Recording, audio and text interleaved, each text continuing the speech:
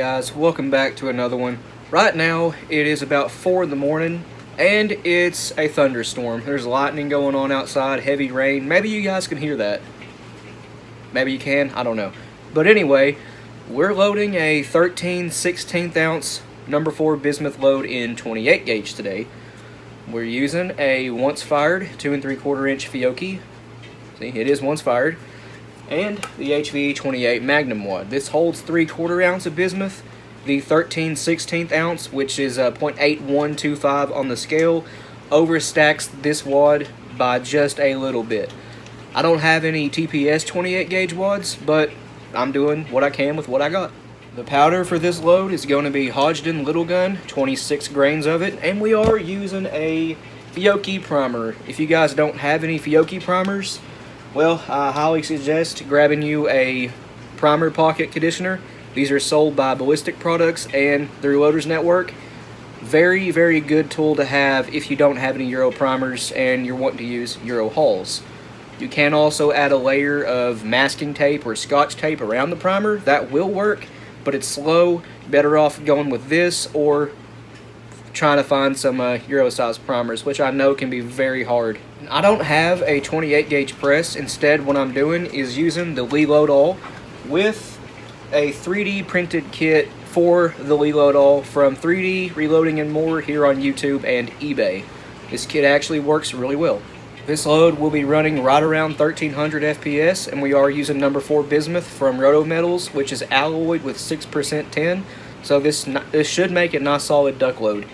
To get started, you need a mech resize ring. If you have a mech press, then just ignore all this and crimp it. But yeah, if you have a Reload All and you're using this kit, you need a mech resize ring. And this piece that comes with the kit is the what I call resize ring extension. How this works is you slide your hull up into it.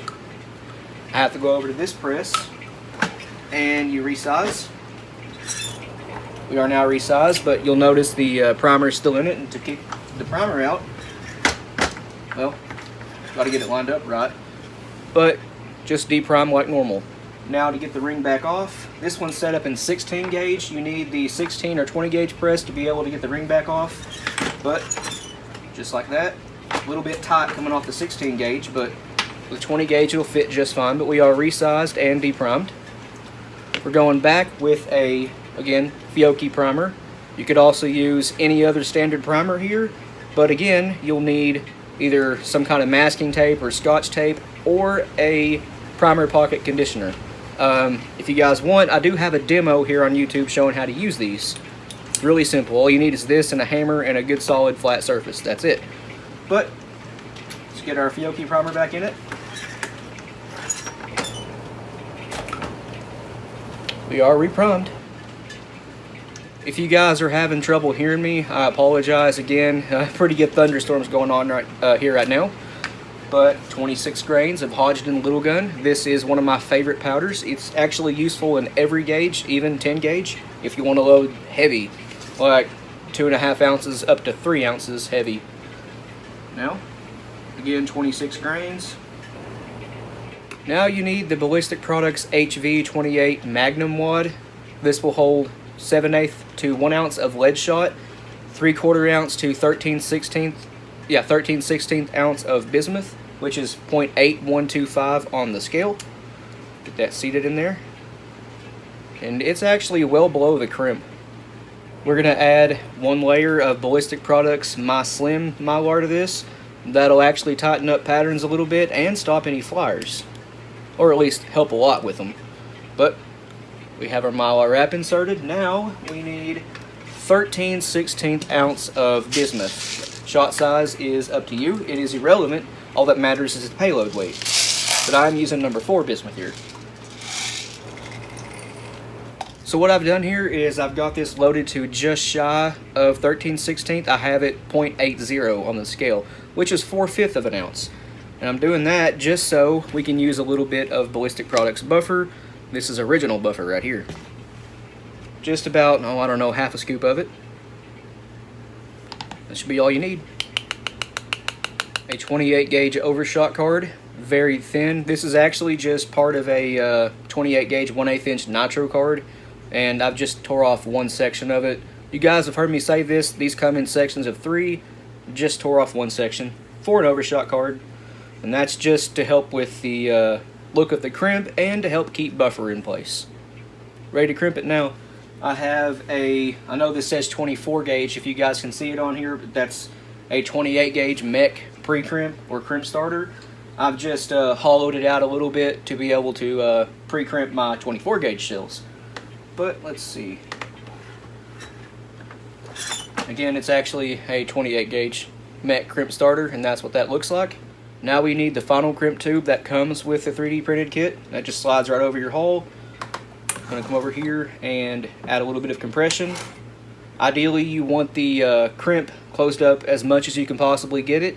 And right here is about all this one wants to go. But bring it over here. This is your final crimp piece. You stick it right on top of that and you pull down. Should end up with a really good looking crimp on it. Needs to go a little bit deeper, but you guys can see it's doing a pretty good one. Let me get this bolt-on depriming punch out of the way here. This is for 3.5 inch, 10 and 12 gauge shells, but